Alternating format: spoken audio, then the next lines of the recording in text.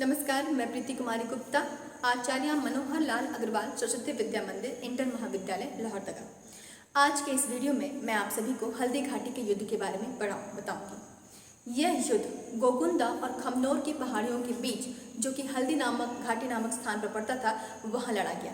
इसीलिए इस युद्ध को हल्दी घाटी के युद्ध के नाम से जानते हैं। यह युद्ध अकबर की सेना और महाराणा प्रताप के बीच लड़ा गया। अकबर अपने साम्राज्य विस्तार के क्रम में राजपूतों को अपने अधीन करना चाहता था, लेकिन मेवाड़ के राजपूत शासक महाराणा प्रताप ने मुगलों की अधीनता स्वीकार करने से इनकार कर दिया। इसीलिए यह युद्ध अनिवार्य हो गया।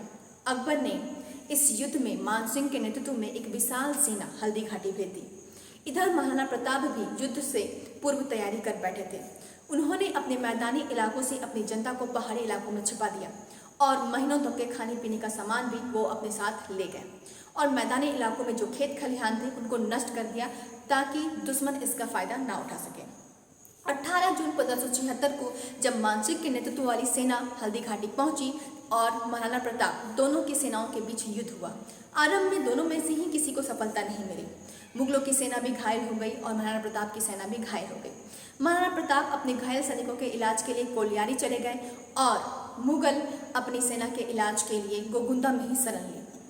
अब ये युद्ध सीधा युद्ध ना होकर गोरिल्ला और छापामारी युद्ध में तब्दील हो गया।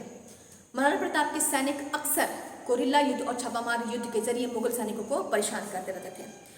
महाराणा प्रताप के सैनिकों के आक्रमण से बचने के लिए मुगलों ने गोगुंदा के आसपास एक चौड़ी खाई का निर्माण किया और ऊंची ऊंची दीवार बना ली, जिससे कि उनके जान की रक्षा हो सके।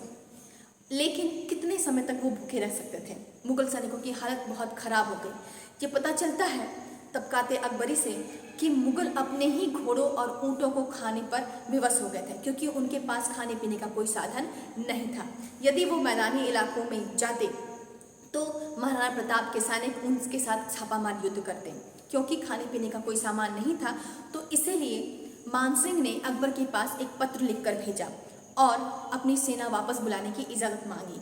कहा जाता है उदय राज्य का इतिहास नामक एक बुक है, जिसमें ये बताया जाता है कि अकबर इस बात से काफ़ी नाराज हो गया था मानसिंह से, और उसने अपने राजमहल में मानसिंह का प्रवेश पर कुछ समय के लिए पाबंदी लगा दी गई थी। इससे स्पष्ट है कि इस युद्ध में महाराणा प्रताप की सेना की विजय हुई थी और मानसिंह की सेना हारी थी। धन्यवाद।